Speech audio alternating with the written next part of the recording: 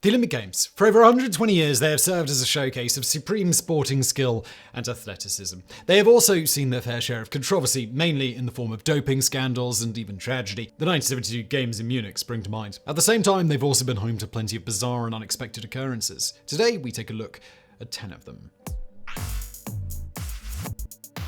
Number 10. Foiled by fancy footwear. The early Olympians had all sorts of events that aren't around anymore, including tug of war. At the 1908 Games in London, 3 of the teams were from Great Britain, and all 3 consisted solely of members of police forces, one from Liverpool, one from the Met, and one from the City of London. Add to them 2 national teams from the US and Sweden, and you had the entire field for the tug of war event. The Americans took on Liverpool in the quarterfinals and lost almost immediately. Afterward, they complained to the officials that their opponents were using illegal footwear described as being as big as North River ferryboats with steel-topped heels and steel cleats in the front of the soles, while spikes an inch long stuck out of the soles. This certainly sounded like it was against the rules, since prepared boots or shoes with any protruding nails were banned, but the Liverpool police force insisted that the boots were standard issue that they wore on the job. Because of this, the American protest was dismissed, and the Liverpool team ended up taking the silver medal. Number 9. The Motorist Marathon. Unfortunately, cheating has always been a persistent problem at the Olympics, but while modern cheaters usually try to find new drugs that would fool the tests, at least in the past, athletes were a bit more creative with their chicanery. Take, for example, American long-distance runner Fred Laws, who competed in the 1904 Olympic Marathon in St. Louis. About halfway through the race, Laws started cramping, so his manager picked him up in his car and drove him for the next 11 miles. At the very least, you have to give Laws credit for his absolute audacity. He wasn't even trying to hide his deception, as he kept waving at fans while driving towards the finish line. Laws won the race, of course, and Alice Roosevelt, daughter of Teddy Roosevelt, was just about to place the gold medal around his neck when word of his fraud reached her. Laws admitted to the deed and claimed it was all just a joke and that he had no intention of accepting the honor. Whether or not this was true, we'll never know, but Laws did enjoy a redemption story the following year when he competed in the Boston Marathon. He won fair and square this time. Number 8. Twin Magic. Speaking of creative ways of sidestepping the rules, we have to tip our hats to Madeline de Jesus, who found a unique way to cheat the system when she represented Puerto Rico at the 1984 Summer Olympics in Los Angeles. But to be fair, Madeline did have an unfair advantage: a twin sister. Now, we all know what you're thinking, and you're exactly right. Madeline and Margaret did the old switcheroo and hoped that nobody would be able to tell the difference. And here's what happened. Madeline pulled her hamstring during the long jump competition, and less than a week later she was due to take part in the 4x400 relay race to qualify for the finals. Normally, this would have meant the team had to forfeit, but what if Margaret would take part in her place? After all, she was a track and field athlete as well. Madeline gave her all of her credentials, and for a few days Margaret lived and trained at the Olympic Village while successfully posing as her sister. Then when the big day came, the Puerto Rican team qualified for the finals. At first it seemed like the sisters managed to fool the world, and they might have gotten away with it if not for one eagle-eyed journalist from Puerto Rico who unmasked the entire plot. He was able to tell the difference between Madeline and Margaret based on a beauty mark on a cheek. Number 7. Duck Scullery. Bobby Pearce was an Australian rower who won the gold medal in the single sculls event consecutively at the 1928 and 1932 Summer Olympics, the first to do so. However, his incredible feat of athleticism is not what is defined his Olympic career, but rather it's an act of kindness and compassion. During the 1928 Games in Amsterdam, Pearce had a sizable lead in the quarterfinal race. Being alone in the boat, he could not see what was going on in front of him. At one point, he started hearing shouts and cries coming from the people on the banks.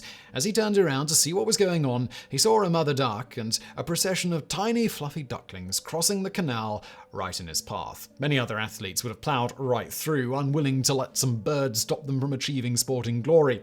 Bobby Pearce, however, brought his boat to a halt and waited for the ducks to safely cross the canal before resuming his race. His compassion cost him the lead, with the French rower Vincent Saurin gaining 5 lengths on him. But karma was on his side that day, and in an amazing display of skill and athleticism, Pearce not only caught up to the Frenchman, but left him in the dust, winning the race with an almost 30-second lead. Number 6. Cuba's first Olympian. We're returning to the 1904 Olympic Marathon in St. Louis to bring you the unbelievable story of Felix Andarin Caraval, Cuba's first Olympian. A postman back in his native Havana, Caraval allegedly convinced the mayor to send him to the Olympics by running laps around City Hall for an entire workday. On his way to America, the athlete ran out of money in New Orleans, and some say Caraval may have been robbed, and most sources believe that the postman gambled away the money that he had for the trip. He was now penniless, 670 miles away from where the marathon was being held, with no no other options. Caraval walked and hitchhiked to St. Louis. He arrived in time, but he was dirty, sweaty, starving, and dog-tired from the trek. And he still had a marathon to run. He didn't have any racing gear, of course. Caraval showed up wearing a dirty white shirt, long trousers, and work boots. Someone helped him by cutting his trousers and turning them into shorts, which only made his appearance even more bizarre and comical. During the race, Caraval quickly became a fan favorite, as he liked to stop and chat with people in attendance. At one point, he ran past an apple orchard, and remembering that he hadn't eaten in 2 days, he popped inside for a quick mid-race snack. Unfortunately, the apples were rotten, and this gave him a serious stomachache, so Caraval also stopped for a quick mid-race nap, but he still came in 4th place. Number 5. Where is Ali's medal? At the 1960 Summer Olympics in Rome, an 18-year-old Muhammad Ali won the gold medal for light heavyweight boxing. 36 years later, at the Atlanta Games, he received a replacement medal because he'd lost the first one. What happened during that time to Ali's original gold medal remains a mystery to this day. According to Ali's autobiography, published in 1975, he threw it in the Ohio River in Louisville in an act of anger and defiance after getting into a fight for being refused service at a whites-only restaurant. This story turned out to be apocryphal, according to several of the boxer's friends, but so far, nobody has offered a different explanation. So there is a chance that someone, somewhere, has Muhammad Ali's gold medal. Number 4. The most boring race in history. If something is boring, then it obviously doesn't make for a very good story. But if something is the most boring, then it automatically becomes interesting.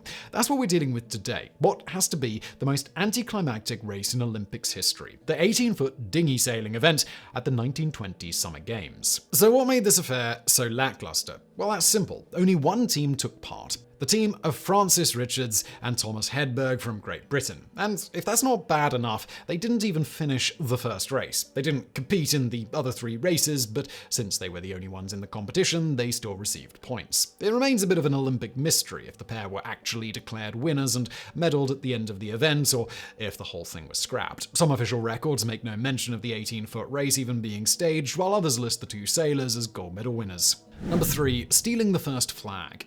The Olympic flag, with the 5 interlacing rings of different colors, has become one of the most recognizable symbols in the world. It was designed by the father of the modern Olympics himself, Pierre de Coubertin, and officially adopted at the 1920 Summer Games in Antwerp. However, it didn't last very long. At the end of the Games, the original flag went missing, and the Olympics Committee had to create a replacement for the next Games in Paris. The fate of the first flag became a mystery, one that lasted almost 8 decades. Fast forward to 1997, at a US Olympic Committee dinner, and a journalist brought up the fact that the original flag had never been found. This prompted a former Olympian named Hal Haig-Priest to approach the journalist and casually bring up the fact that he had the missing flag and that he'd kept it in a suitcase for the last 80 years. 100 years old at the time of the dinner, Priest competed at the 1920 Games as a diver and took home the bronze. Following a night of enthusiastic celebrations, he was dared by a teammate to climb up the flagpole and steal the flag, which he did, and he absconded from Belgium with the flag safely tucked away in his suitcase. It wasn't until the dinner 80 years later that he realized the importance of his souvenir, so in 2000 a ceremony was organized for the flag to finally be returned to the Olympics Committee. Number 2. The case of the mystery cocks. You might ask yourself who the youngest gold medalist in Olympics history is. And that's a perfectly valid question and certainly a great claim to fame. The answer, however, is not completely straightforward. Officially, diver Marjorie Jestring is considered as the youngest at 13 years old and 267 days. However, we know for certain that there was someone younger than her. We just have no idea who he was. This goes all the way back to the 1900 Summer Games in Paris at the coxed pair rowing event. Each team consisted of 3 people, 2 rowers and a cox to guide them. Since the cox didn't do any kind of physical labor, it's beneficial for the team for him to be as light as possible. Consequently, one of the French teams decided to use a young boy as their cox, and the Dutch team decided to emulate them. Before the race, they replaced their regular cox, Manus Brockman, with some random boy they plucked from the crowd around 7 to 10 years old. And the Dutch team won first place, making that boy the youngest gold medalist in history. He took a photo with the winning team before disappearing into the crowd, never to be seen again, and nobody even knows his name. Number 1. The Olympic torch relay. There are many symbols and traditions associated with the Olympics: the rings, the flag, the mascots, and of course, who could forget the torch relay. Starting every time from Olympia in Greece, the torch is carried from city to city until it reaches the host city, where it's used to light the Olympic flame and mark the official start of the Games. It's a grand tradition that encapsulates the pageantry and universal appeal of the Olympics. It's just a bit of a shame that it was created by Nazi Germany. Yep, that's right, the Olympic torch relay was first used at the 1936 Games in Berlin. You might think that sounds like the kind of thing done in a ancient times, but that's exactly what Germany was looking for, something that created a symbolic link between the modern Nazis and the ancient Greeks. The man usually credited with inventing the torch relay was Karl Diem, one of the main organizers of the 1936 Games. He wasn't a Nazi himself, but once Hitler and Goebbels realized the propaganda potential of the Olympics, they co-opted the entire event and ensured that every single detail was used to show the superiority of the Third Reich.